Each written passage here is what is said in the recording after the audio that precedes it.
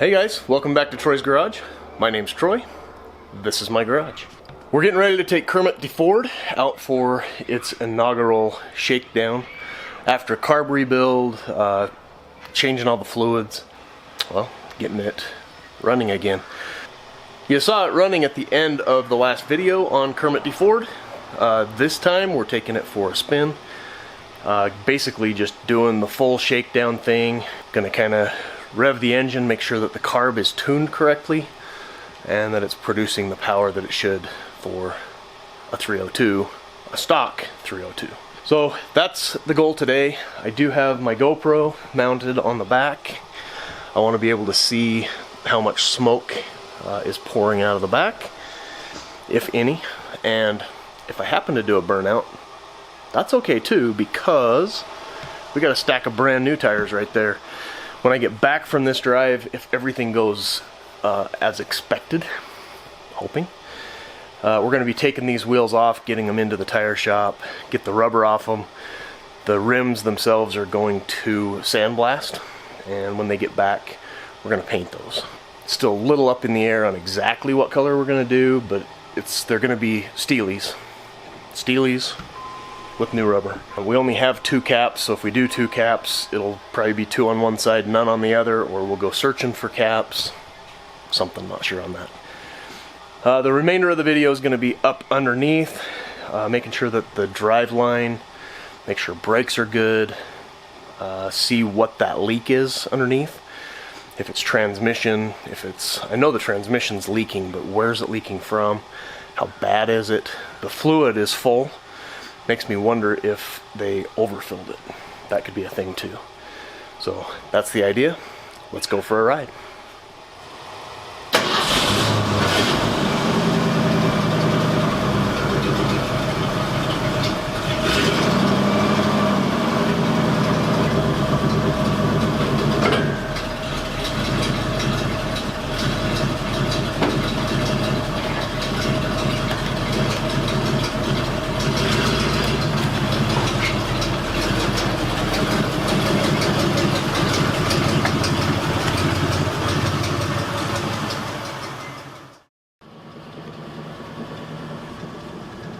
Smoking like crazy through the exhaust leak. It does look like it's burning a little bit of oil. I have to check on that. I've seen a lot of change, been through a lot of pain. Some things are not the same as they were a year ago, but all will be okay. I move on each and every day. The past is where it stays, way back a year ago. I've changed for the better this time. I thought I would never be fine. I strive just to say I'm alright, and for the first time in a long time I'm alright. I've seen a lot of change, been through a lot of pain. Some things are not the same as they were a year ago, but all will be okay. I move on each and every day. The past is where it stays, way back a year ago. And here we are again, doing compression test. These are the numbers from Midnight Maroon. That video posted last week, so if you missed that, we did a bunch of testing on the engine to make sure that the engine was healthy and it's ready to roll forward. So go check that out, link down below. Basically, I took this thing for a spin and let it get fully up to temperature, all those things I wanted to check, make sure I didn't have any coolant leaks and that sort of thing, kind of that initial shakedown. What happened was I noticed that I'm burning oil in a really bad way. There's a little bit of blow-by, and the way that I knew that is I had blue smoke coming out of the filler, which is also a vent. So there was just smoke coming out of that, smoke coming out of the exhaust leaks that are all over the place, and it's blue smoke, so it smells like unburned oil or burned oil, blue. So we're right back here doing compression test. Rig wants to make sure that the engine is healthy before we spend any more money on this beast. We're just gonna do compression test 1 through 4, 5 through 8, put it on our little score sheet. I won't sit here and make you watch me do that. I've got my gauge hooked up and ready to go. The other thing that this could be is valve seals, valve stem seals. So that's also a possibility. Let's get these numbers first, then we'll pull the valve covers off, see if we can discover anything by looking inside there. Those can be super tricky to see, and you know, if they obviously look dried or cracked, then obviously they need to be replaced. But this thing's 51 years old, and it probably wouldn't hurt to have new valve seals put in anyway. Compression check, then we'll move forward from there. Alright, we interrupt this editing because I got a comment on a video for Midnight Maroon. It's the video where I put the 38-gallon tank in, and, well, I'll put the question right up here. Essentially, he wants to know how far down the tank sits. Can you see it? Is it going to get hit by rocks? I mean, that's essentially, I think, what he's asking. So let me get the cover off, and then we'll show this from multiple angles, and you can see what this looks like. I've been looking everywhere for this. That's got all my tie downs, bungee cords, and stuff like that in it. It was under the cover the whole time. Look what I found. So I painted the tank black, so you won't be able to see it super well. But let's see.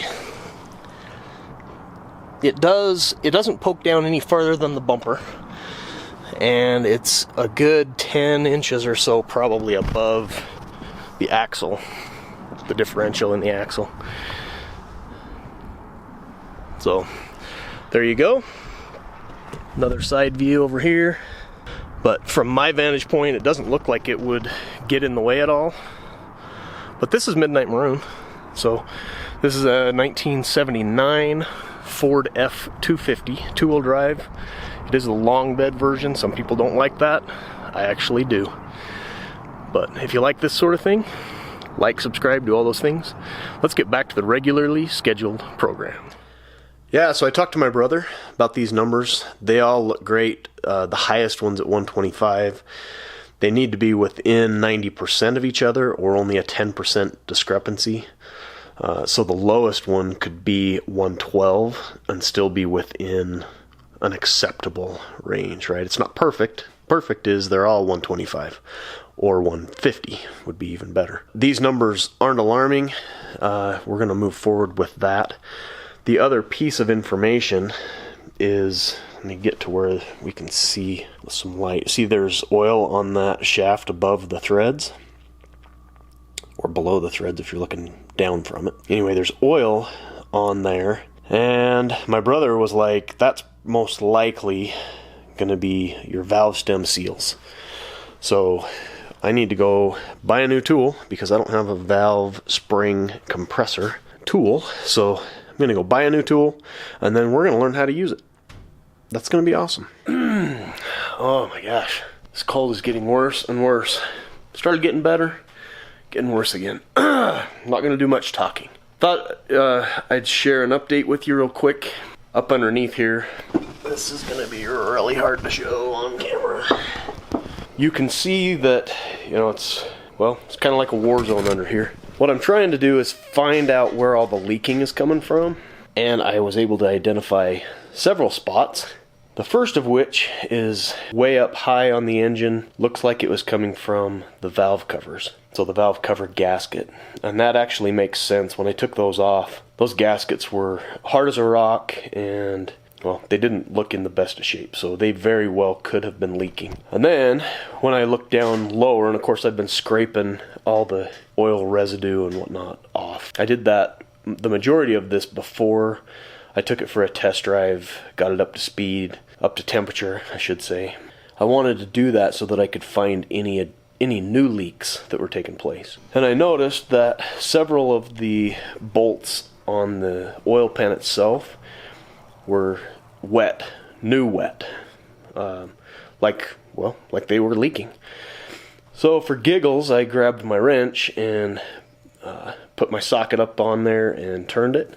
It was finger tight, like barely tight at all. I obviously cranked that one down a little bit, and then I moved to the next bolt, same thing, finger tight all the way around.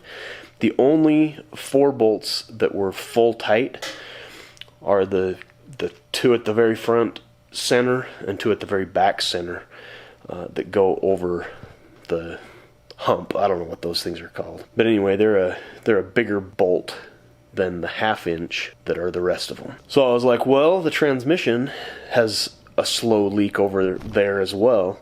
So I looked at it. Sure enough, a couple of those bolts were starting to get a little bit wet up around the mating surface to the pan itself. So I put my 1/2 inch on there. Sure enough, I got about a 1/2 a turn out of every single one of those as well. So that will probably solve, I'm guessing, probably 90% of the leaks that are in this thing.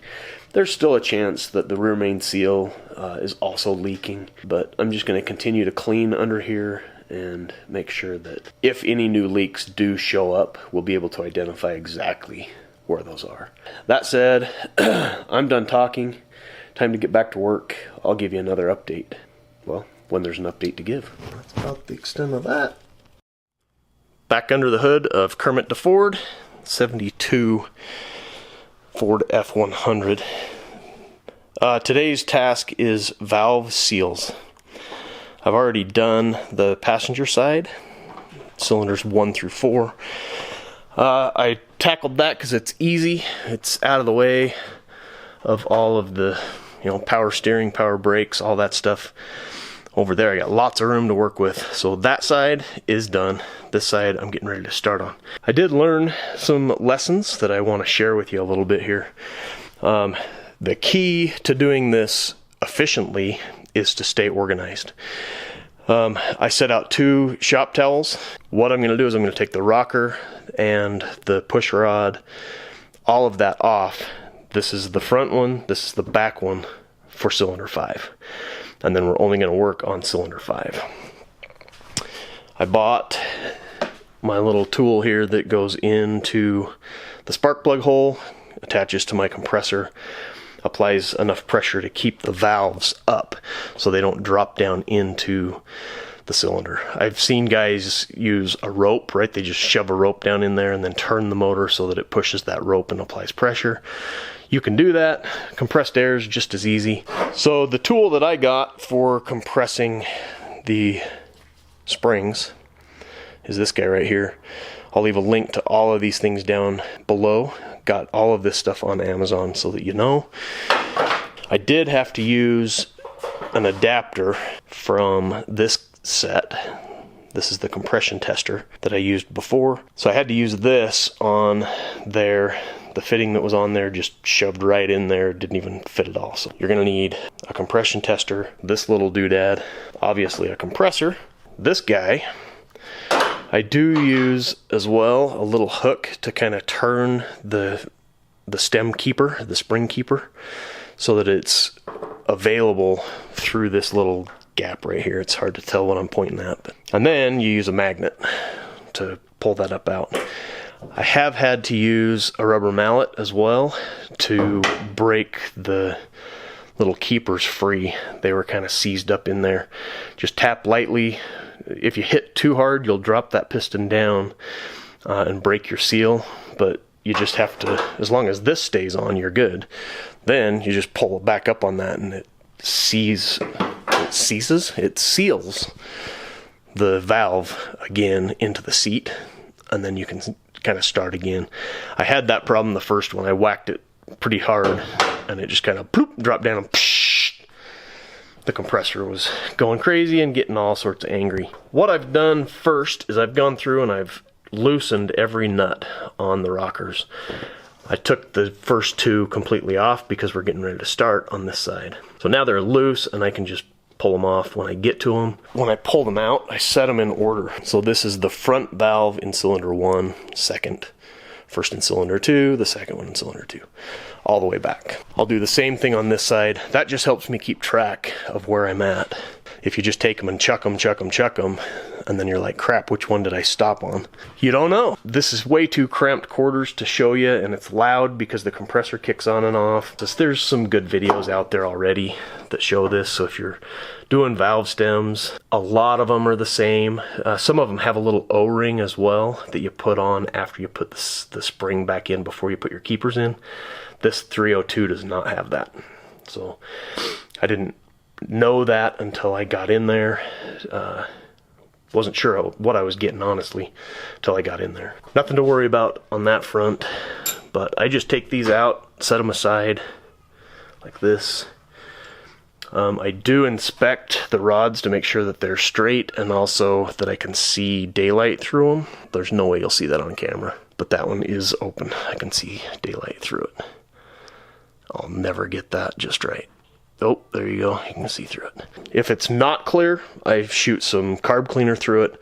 I've only had one that had any blockage whatsoever. But this is the first valve. This is the second valve. And then I just kind of keep organized in what I'm doing, and I work my way front to back. Anyway, I got to get this done. It took me about an hour and 40 minutes or so to do the first side while I was figuring out my style and what was working. I dropped several of the keepers down. I'm sure everybody does that. It was frustrating, but you just keep moving forward and you'll get it done. 1 hour later. Boom, done, son. All 16 valve stem seals done. That tool saved my life. So don't be fooled. I'm not done, because I still have to adjust the valves. But the hardest part is over. And if anybody tells you that this is not a very hard job or not very complicated, it's not super complicated, but it's definitely not easy, especially with a hood on. And I grabbed this. I usually kneel on this, but instead I was using it across that, because imagine laying on that compared to that, and it's actually formed to that. Anyway, valve adjustment, that's for another day. I am beat. It's only 8:30 at night, but I've been up since 5 going for it. So not on this truck, but day job, then this at night. So anyway, we'll pick this up tomorrow with adjusting the valves.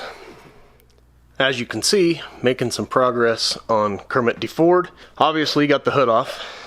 I changed the valve stem seals. Here's the old ones. Hard as a rock. Those things were obviously doing no good. I'm hoping that will make a huge difference in the amount of oil that's being burned. Basically, we're gonna do to this side exactly what we did to this side. And I wanted to show you the before. So this, I cleaned this with Windex about 20 minutes ago, and it's still kind of drying, but I'm not gonna wait any longer. I'm gonna go. We're going for it. I want to document this so that you guys can see that this stuff right here, I don't know what it has in it, but it's magical. You can do minimal prep like this. This is still crunchy to touch, and the whole thing, it still flakes off a little bit even in my hand when you rub it and stuff. But I'm gonna hit it with this. I'm gonna give it 2 good solid wet coats. I'm gonna wear my respirator, of course. And after 2 coats of that, I'm gonna let it dry completely. And then we're gonna hit it with some flat black. But I'm gonna show you in between each of those steps so that you can see that this is no joke, right? There's still oil stains and everything. Some of this stuff is oil from when I was doing the valve seals. I'm just going to spray right over the top of it, and we'll see how this goes. I've done this before, and it turns out fine, but you guys get to see it for yourselves.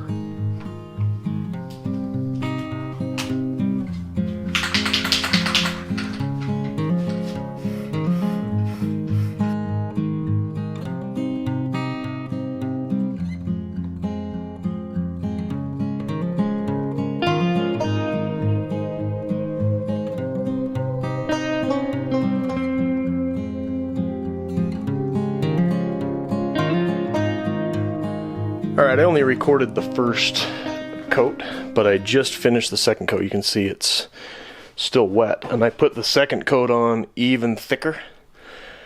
This will dry to a flat finish fact, it's already starting to dry here because this is where I sprayed first. So starting to dry. And this was where I sprayed last. But you may have noticed that I didn't touch this little section here. And that's because, well, we have plans for this part. And it's in that box right there. Ordered some spare parts from Key Parts.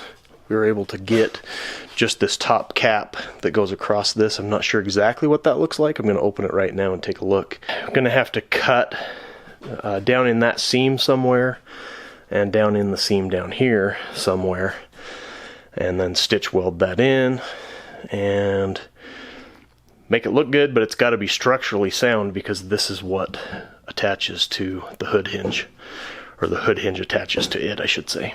It looks like we got rot clear back into this mounting piece as well. We're probably gonna have to buy a new one of those. Let's open that, see what it looks like, and then see what we have to tackle to get on that. It's not a tonight project, but I want to know what I'm up against so that I can start mentally preparing for what's about to take place.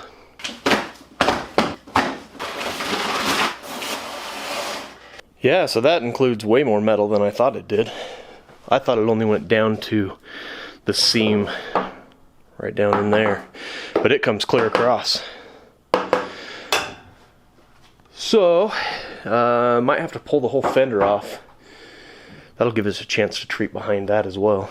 Not super mad about that. And then down in here, it goes down and makes the 90. I'm not sure what I'll do on that. Not sure. Hey, there we go. Yeah, I only painted like right down into the 90 because that's where I thought I was going to have to cut.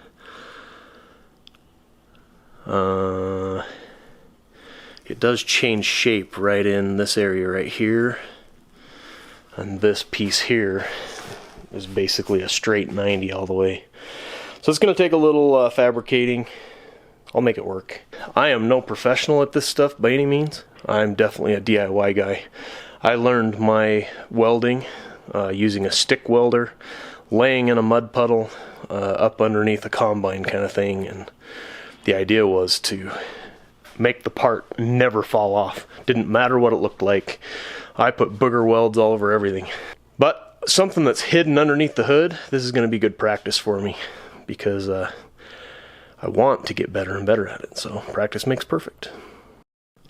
Alright, it is the next morning, and you can see that looks pretty darn good. Remember, I didn't clean that very well. I just went for it with the magical stuff I call Rust Reformer. Is it perfect? No, but you've seen what we're dealing with, right? We're not going for perfect. We're going for way better than it was before. Still has rust in weird spots and whatnot. I have no idea why that would rust out right there, but it did. Looking over this piece that's going to replace this here. I don't know what that's called. The upper deck of the inner skirt thingy. Anyway, yeah, that's going to be great. We are going to need to buy that piece right there that mounts to, and we're going to have to drill holes in all the right places and whatnot for all the hood mounting and whatnot. Alright, enough talk on that. Today's task is we've got to adjust the valves, get the valve covers back on. We're going to redo our compression test after the cylinders have been soaking with aim penetrating lubricant. That stuff is awesome. Check the link down below. You'll see these results. They'll speak for themselves. I'm going to set up a time lapse with my GoPro so you can see an overall what we're doing on this. Here's the setup that I've got. On each side I have one of these, I don't know what they are, utility things. We use them for sheetrock in the basement. But luckily I have two of those, so I have one set up on the driver's side, one set up on the passenger side. I've got a moving blanket laid down there because it's easier to reach the crank bolt from below than it is from above. Super easy from underneath, so I get on the one side. In fact, I rotated the engine a quarter turn already. So what I do is I've got a breaker bar so that I don't have to worry about forward and reverse. This just makes it faster. And if you think you've seen this before, it's because I learned this trick from Derek at Vice Grip Garage. So all the kudos go to him, but here's the basics, right? I rotated the engine. Anything that's loose, I can easily spin the rod. This one needs to be tightened just a little bit. You don't want any vibration in that, and you want to be able to barely be able to spin the rod. Go down the line, do each one on each side. When you do all of these ones to where you can barely spin that and you don't have any rattle in the rocker, then you turn the crank a quarter turn, and then you come back and you do it again all the way, 1 through 4, 5 through 8, turn it a quarter turn, 1 through 4, 5 through 8, turn it a quarter turn. I'm doing that. 2 full rotations of the engine should get that completely. I've done 3/4 of a rotation, just putting a little tick mark each time I rotate it so that I know. The good thing is with this is you can stop anywhere and come back and know exactly where you left off. I have tick marks to tell me how many times I've gone around, and you know, you just feel them. If they need to be adjusted, you adjust them. Make your rotation, make yourself a little tick mark, feel them. If they need to be adjusted, adjust them. You can stop anytime. You can go eat, you can go to the bathroom, you can go donate plasma. That's what I'm going to do. Go donate plasma probably halfway through this. This is a good opportunity for you to click that like button down there. That makes my life easier. And I'm all about making my life easier. That's what this is all about. This is the easiest way that I've found. I've watched videos on people trying to tell you how to do this, and you're correlating one cylinder with another one and making sure it's at top dead center and all that. You just don't have to do that. This is easy. And I'm going to prove that by doing this, and then we're going to run the engine when this is all done. I got to get the valve covers put back on and spark plugs in and all that stuff. Plugs are still out, still soaking with the AIM penetrating lubricant. I'm hoping that maybe the rings are stuck, and that's why we were burning some oil. We also replaced the valve stem seals. I'm hoping that that was a major part of the burning of oil. In fact, I'm confident that it was. But I'm hoping that the rings will come around as well, and we'll be able to improve our compression numbers as well. Subscribe, like, share, do all those things. Love you guys. Let's get after this.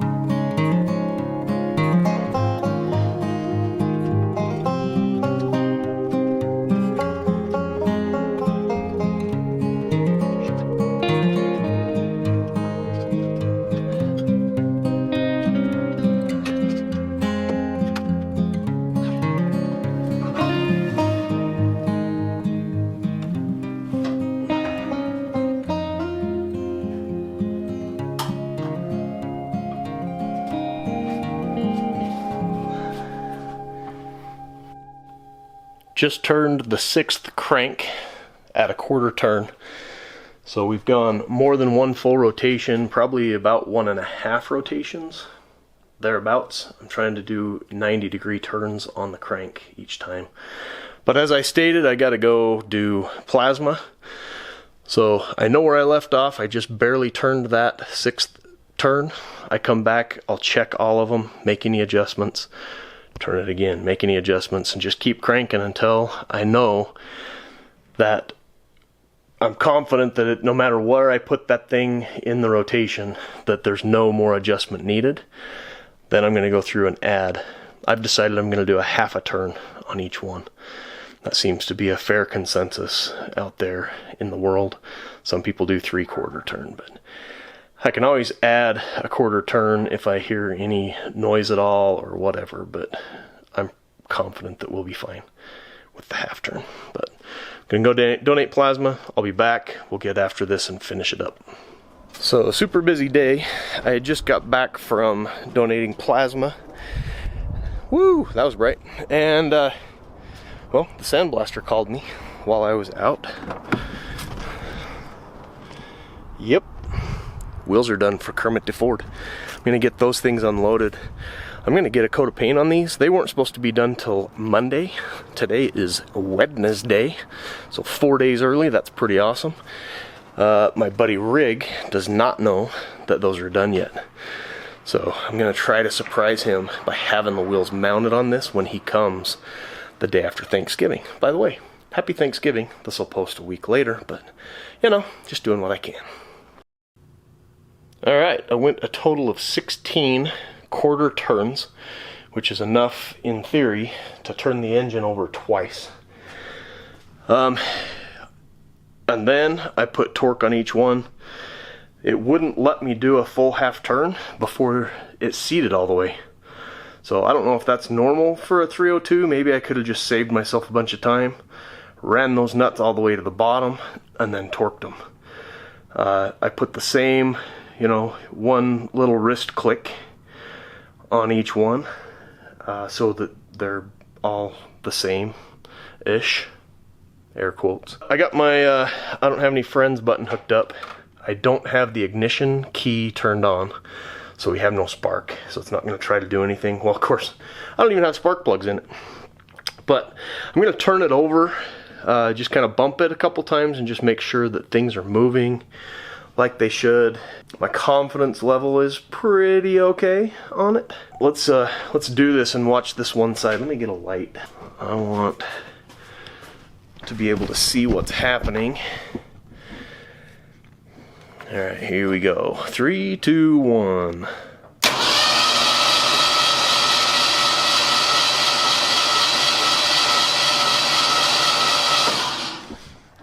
Okay, all of those flux capacitors are fluxing. Let's take a look at this side. A little harder to see light-wise and whatnot. I'm trying to set the camera down where it'll be smooth for you guys. 3, 2, 1.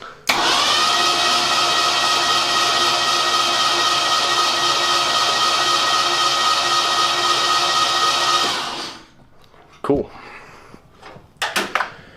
I don't hear any nastiness. There's no clanking. There's no clatter. No knocking. Of course, there better not be, because we didn't do anything that would have caused that. But all of the rockers are moving up and down. There's no movement side to side. Same on this side. Everything appears to be good. I ran this driver's side just a little bit longer, thinking that maybe it would build oil pressure at some point. So I'm not sure why we didn't get oil.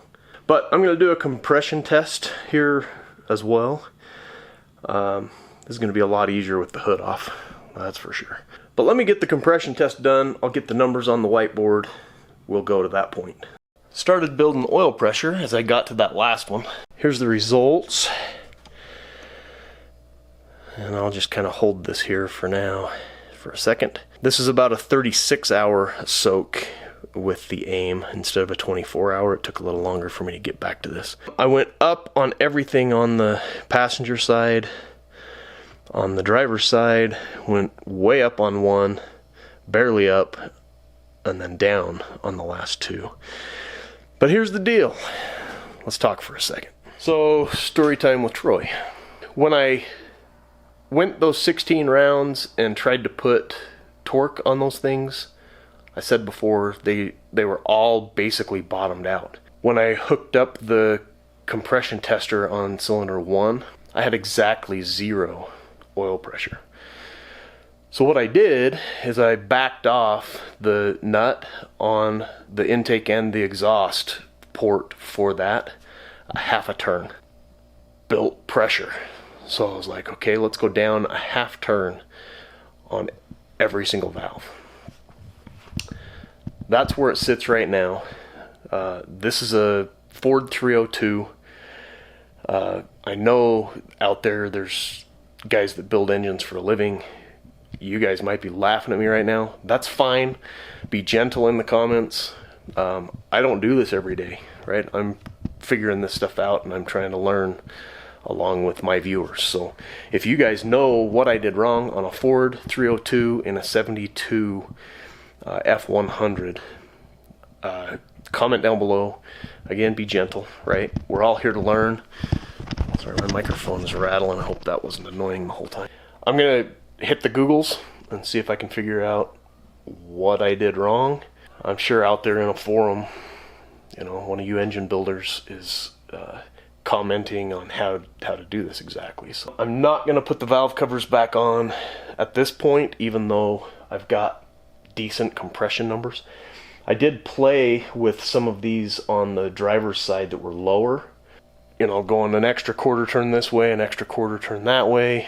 The nuts, when the valve is fully closed, the rocker actually moves still. It's still, like, you can physically rock it side to side. And the nut doesn't appear to be tight, right? I can actually turn it with my fingers. So I ran the engine, you know, turned the engine over and watched one of those nuts that was in that scenario, and it didn't turn, it didn't move, it didn't budge at all. But I'm nervous, not gonna lie. I think I'm gonna leave the engine at this point. I'm gonna edit this video and get it posted so that I can get some feedback from you guys. Today is the day before Thanksgiving, and this will post a week later. So that tells you how current I am on my content. I'm so glad that I have my shop, my garage to work in now. I'm gonna be able to stay current on content all winter long. Gonna be putting some time in on Kermit DeFord here until it's ready to roll and I can get it in and out of the shop. I'm gonna get Midnight Maroon into the shop so I can focus on that one as well and knock out a lot of the things that weather doesn't permit me to do out there. That's long story time with Troy. But that gets you up to speed on where we're at. Again, this is Troy's Garage. This is Kermit DeFord 72 F100. It's the long bed. It's got the 302 automatic. Follow along, subscribe, like, share, all those things. If you know somebody that might have answers for this, share this with them. I would appreciate that. So again, I'm here to learn, but I also want to make sure that I'm not giving false information. So I'm going to post this video as is with the information along the way, and if needed, I will issue a correction video at some point. But for now, I've got compression numbers. I'm tempted to put the spark plugs in and give it a whirl, but I'd have to put the valve covers on and then take them back off again if I have to change stuff, and I don't want to double down on the work. I'm willing to be patient and wait a week to get some answers. Appreciate that. Be sure and follow along. When this is done, Midnight Maroon is done, I'm looking for another project. So I've got my eye on several. There's lots of these old trucks out there that, in my opinion, need to be saved and be put back to use to fulfill their purpose, right? They were built to be driven and built to be used. Let's do it. I'm not all about the restoration, only building show trucks, that kind of thing. That's for some people, great. I'd rather have a truck that you can use. Drive it, enjoy it. Don't get it right, get it working. Somebody else says that. I don't know who it is. Anyway, thanks for following along. We'll see you guys in the next video.